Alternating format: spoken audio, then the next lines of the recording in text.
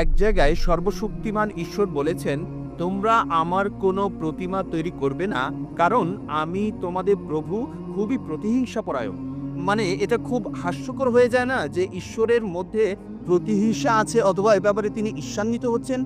আপনি খুব সুন্দর প্রশ্ন করেছেন যে আমি একটা অনুচ্ছেদে বলেছিলাম যেখানে বলা আছে তোমরা আমার কোনো প্রতিকৃতি তৈরি করবে না যেটা আছে উপরের স্বর্গে পৃথিবীতে অথবা পৃথিবীর নিচে।